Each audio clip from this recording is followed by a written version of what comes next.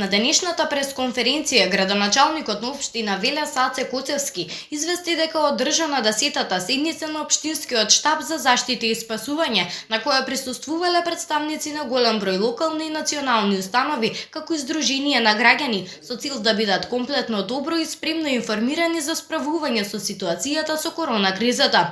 Градоначалникот ја започна конференцијата со тоа што информираше дека ситуацијата не само во градот Велес, туку и во целата земја се движи кон подобро. Очекувам дека училиштата нема да добијат согласност за да продолжат со редовна настава, но детските градинки според примерот и на другите држави ќе мора да продолжат со работа после одреден период. Извести градоначалникот и ја продолжи конференцијата со тоа што информираше за состојбата на пациенти на инфективното одделение во градот Велес.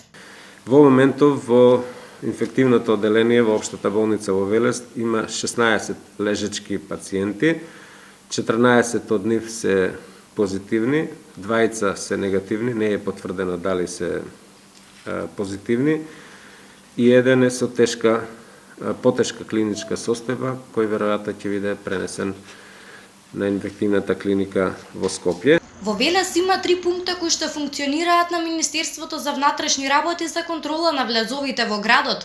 Негативни се тестовите на 4 вработени во здравствен дом Велес. Се очекува и втор негативен тест на докторката од итната медицинска помош, за да може да се врати на нејзините работни обврски. Нашата проценка е дека во овој момент болницата располага со соодветни капацитети, нема потреба да се ангажира веќе подготвеното одделение за физикална нега, затоа што задоволуваат другите капацитети. На припомош се прекомандувани сестри и доктори од другите одделенија во болницата и во моментов се функционира така како што е потребно.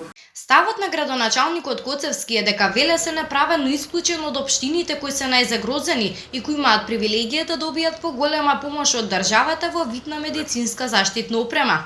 На денешната пресконференција тој ја представи помошта која е добиена од последната средба до ден денес. Се надевам дека и во наредниот период ќе добиваме помош, но апелирам за здравствените институции повеќе помош да добиваме од државата.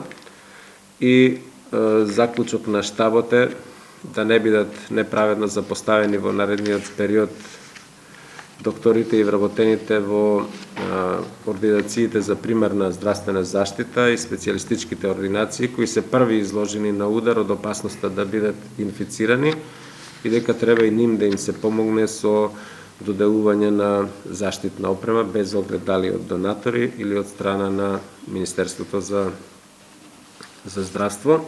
Градоначалникот Аце Котевски посочи дека ЈКП Дервен прави огромни напори за одржување на хигиената во градот, при што упати голема благодарност до оваа институција.